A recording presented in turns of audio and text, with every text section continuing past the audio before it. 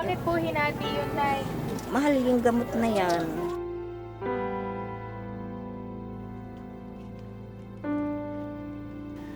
So lagi na hong may ganito? Oo, lagi-lagi So na bale, siya. maglalaga po kayo. Tapos, Yan ang pinakakape ko. araw-araw. Oo.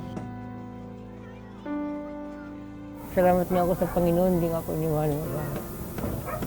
Naawa ako sa Kanya. Sabi ko, mayaman kasi ako eh. Mayaman ang pagmamahal. 7 taon na ang nakalilipas mula nang maisabatas ang Cheaper Medicines Act na naglalayong mapababa at maging abot kaya ang presyo ng mga gamot.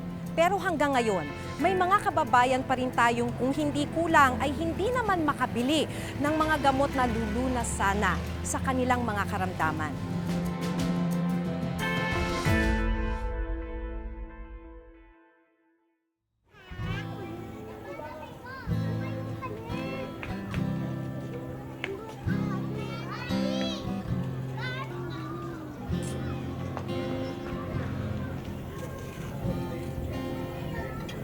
Ilang piraso ng saging ang magsisilbing hapunan ng 59 na taong gulang na si Mang Wilfredo Galon. Alam mo ito, malalaga lang. Ayun, ito lang kakainin niya. Para di, tumaas yung dugo niya, para di siya kagad sumpungin. Kasi pagka maraming kanin kanin sa gabi, ayan, siya, nahihirapan siya matulog pag nabubusog.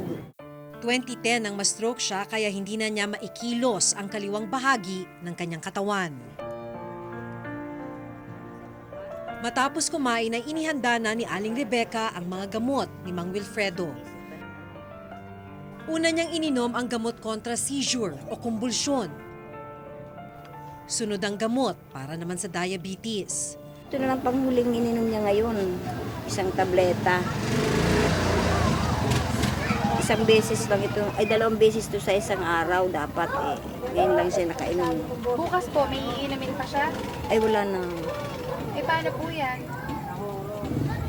Ano po gagawin natin bukas? Ayun, kung may siya, gamot, pinapainom ko pag wala. Kaya bitin-bitin yung gamot niya pag inom ng gamot. Ito may guhit na ginaganyan ko lang. At huli niyang ininom ang isang anti-anxiety drug o gamot na pampakalma. Pero imbes na inumin ang isang buong tableta, hinati pa ito ni Aling Rebecca. Ang kalahati, itinabi ni Aling Rebecca para sa susunod na araw. Bakit po hinati yun, Nay? Mahal yung gamot na yan. Dapat ay umiinom ng 9 na klaseng gamot si Mang Wilfredo. Pero sa ngayon, 3 lamang dito ang naiinom niya. Nalaman naming may iba pang iniindang sakit si Mang Wilfredo gaya ng hypertension o alta presyon, ulcer, constipation at tuberculosis. Pero hindi na niya magawang uminom ng gamot para sa mga karamdamang ito. Kapos na kapos kasi sa pera ang mag-asawa. Sumasideline lang kasi bilang construction worker ang kanyang anak. Kung kukwentahin ang presyo ng lahat ng gamot na dapat ay iniinom ni Mang Wilfredo, gagasto sila ng halos 200 piso kada araw. Hindi magkakasya sa budget ng mag-asawa na mahigit 72 piso lamang kada araw.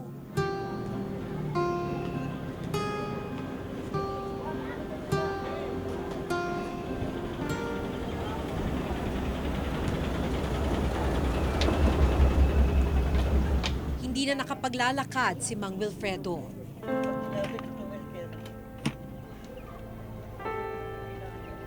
Na-stroke ako 2010. Hanggang ngayon, di pa ako nakakalakad. Kaya tinutulungan ako ng asawa ko. Nararamdaman ko masakit ang ulo ko. Tumabingi na nga yung mukha ko eh.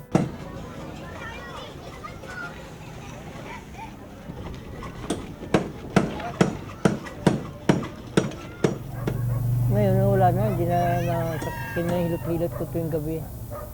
Nawala ng sakit. Kasi ito lang mata ko. Kumaganon.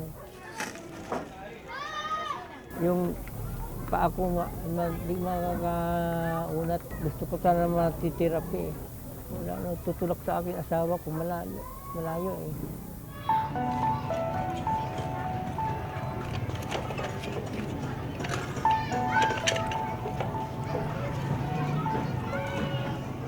Silang dalawang mag-asawa na lang ang magkaramay sa buhay. May pamilya na rin kasi ang kanilang anak. Tinutulak ko lang yan kung saan kami pupunta. Nakarating kami ng PGS para magpagamot. Kung saan siya in-request, doon kami pupunta. Siyempre, sa Panginoon. Yan lang nagbibigay ng lakas sa akin na hindi ako bumigay. Kasi pagka iniwanan ko siya, iiwanan din niya ako. Wala mag-aalaga sa kanya. Wala siyang ibang malalapitan dito, kundi ako lang. Ako lang magkamag-anak niya. Salamat niya ako sa Panginoon, hindi ako iniwanan ba. Naawa ako sa kanya. Sabi ko, mayaman kasi ako eh. Mayaman ang pagmamahal. Naawa ako sa kanya.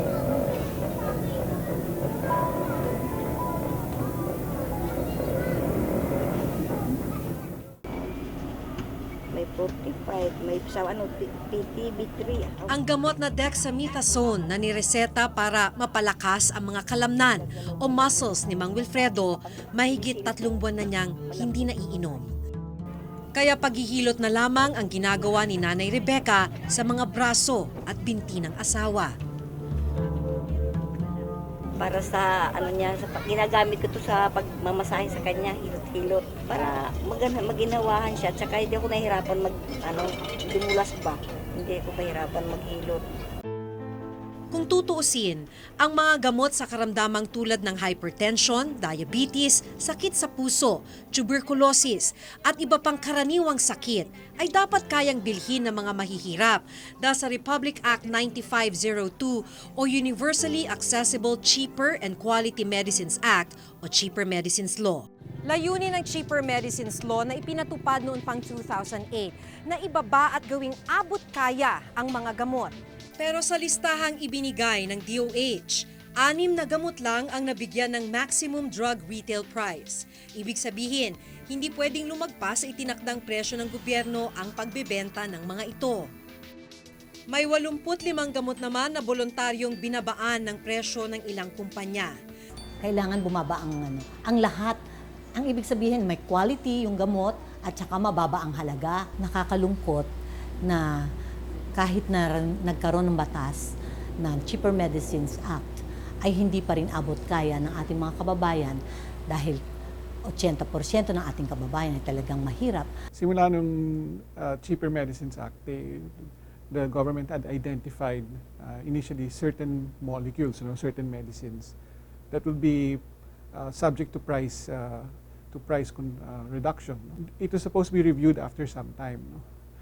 But at least in terms of what is already there, what we can say is that yung members naman namin have been very compliant. Alin po dito yung hindi nyo na naiinom Yung losartan dahil masyado siyang mahal. para po sa puso? Anong epekto sa inyo nun? Ang inaano ko lang minsan yung nahirapan ako huminga. Pagka dinadala ako ng ospital, sabi nanay, mahina yung pasok ng oxygen sa puso mo. Kasi sobra kang stress.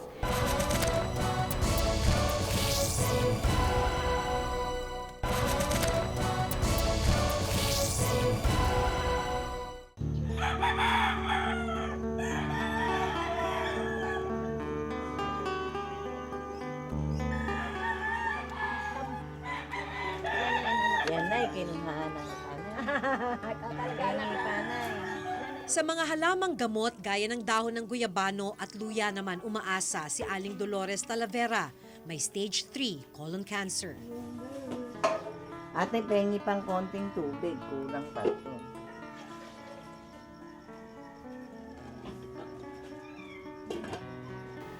So lagi na hong may ganito? Oo, lagi-lagi So na siya. bale, maglalaga po kayo. Tapos, Yan ang pinakakape ko. araw-araw. Oo. Okay. Dik-dik lang siya saka ito. Kailan Talaga, nyo sinimulan to? naktaon na to. 2 taon na yata. Na mahigit. sinimulan ninyong uminom? Kung kung kayo'y iinom ng gamot, magkano ba talaga dapat ang kailangan ninyo buwan-buwan? Anak, ang magiging maintenance ko halos 4,700. Sa isang buwan, hirap po yung 4,700. Hirap ang mga anak ko, nahihiya pati ako lumaing ng lumaing. Mahigit 100 piso kada araw ang kinikita ni Aling Dolores sa kanyang maliit na tindahan. Pagtitinda ng isda sa palengke naman ang kabuhayan ng isa niyang anak na tumutulong sa kanya. So, gaano kadalas na kulang? Ano po, minsan inaabot din po yun ng buwan. Kaya po pagka kumikita po kami, binubuo na namin ng pang isang buwan yung ano niya, yung gamot po niya. So, Pero kulang pa rin po sa sobrang mahal. Bukod sa cancer, iniinda rin ngayon ni Aling Dolores ang sakit na diabetes at hypertension. para ho sa ang sakit yan? Eto, sa puso ito, yung simvastatin. Sa puso. Mm-mm. Metformin para ho sa Sa diabetes. diabetes. Alin po dito yung hindi nyo na naiinom Yung losartan dahil masyado siyang mahal. para po sa puso? Ang inaano ko lang minsan yung nahirapan ako huminga. Pagka dinadala ako ng ospital, sabi nanay, mahina yung pasok ng oxygen sa puso mo. Kasi sobra kang stress. Saka sabi nga, darating yung puntong gano'n. Nakahanda na rin ako. Ang problema maging ang ilang gamot na kasama sa listahan ng mga dapat ay abot kaya ng presyo, hindi pa rin kayang bilhin ng mga mahihirap. Sa Pilipinas, 5 hanggang 30 beses na mas mahal ang presyo ng gamot kung ihambing sa ilang bansa sa mundo. Sa pag-aaral na ginawa ng Health Action Information Network, ang isang pain reliever sa India na nagkakahalaga lamang ng 2 pesos at 96 centavos, dito sa Pilipinas ay umaabot ng 25 pesos kada isa. Ang gamot naman sa high blood na nagkakahalaga sa India ng 1 peso at 44 centavos bawat isa, dito sa Pilipinas ay umaabot ng 43 pesos at 45 centavos bawat isang piraso. Ang itinuturong dahilan, karamihan daw kasi sa mga essential drugs o mahalagang gamot na ibinebenta sa Pilipinas, mga multinational pharmaceutical companies ang siyang may-ari ng patent o karapatang mag-manufacture nito. Sa ilalim ng World Trade Organization, Trade-Related Aspects of Intellectual Property Rights o WTO TRIPS Agreement, may karapatan ng bawat drug manufacturer na magtakda ng presyo sa mga gamot na sila ang nakaimbento. Yung mismong batas ay kulang na. Kahit ano pa man ng parallel importation na gawin natin, kahit ano pa man na sabihin natin maglabas tayo ng generics, kulang pa rin yan. Ang gusto natin mangyari ay tayo mismo bilang isang bansa ay matuto magmanupaktura ng sarili nating gamot. Ngayon po ay patuloy na binabantayan ng gobyerno yung anong naging impact nitong pag-i-impose ng price cut, kung talagang naging mura ito para sa ating mga kababayan. So nakikita naman natin, kung talagang bibili ka ng branded, mahal po talaga ang branded. Pero ang magandang naging impact is dumami po yung generics. Actually, yung pagdami ng generics, yun yung nagpamura sa mga gamot. More than the maximum drug retail price.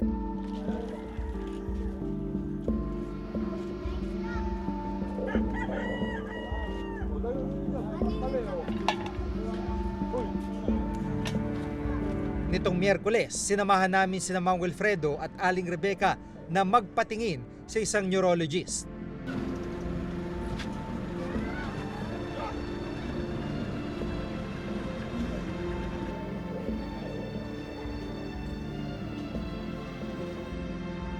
Well, doon pa rin yung residual risk na ma-stroke siya ulit na panibalo. So, kailangan may maintenance siya. Tuloy-tuloy dapat yan. Maski pumatlang ka na isang araw lang, nakalimutan, pwede kumbulsunin siya. Sinamahan din namin sila sa Department of Social Welfare and Development para naman humingi ng tulong pinansyal. Matapos makapanayam at tingnan ang mga dokumentong dala ni Mang Wilfredo, Itong mga galing sa doktor, mga reseta, kailangan na ipaano po to, update. pero ayon sa DSWD, luma na raw ang mga dokumento at resetang hawak ni nanay. kaya hindi siya mabibigyan ng tulong. Explain ko kay nanay na hindi siya pwede kasi ang documents niya is September 17, 2014. So ang nasa guidelines natin, dapat issued siya within 3 months. Ang bala ko gawin ngayon, patingin siya sa doktor para bigyan siya ng panibagong reseta at saka ito ko papakita kung okay pa to, kung pwede pang update o panibago na lang sa referent niya. Makainom na siya ng mga gamot na hindi niya naiinom.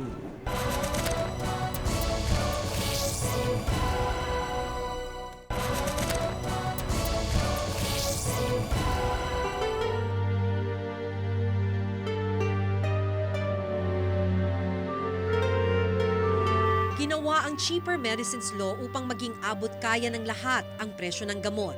Pero makalipas ang 7 taon, kalbaryo pa rin para sa mga gaya ni Mang Wilfredo at Aling Dolores ang makabili ng kailangan nilang lunas. Ang tanong, napakinabangan nga ba na mahirap sa loob ng 7 taon ang batas? Ito ang mas pinalawak na pagbabantay sa mga isyu ng bayan.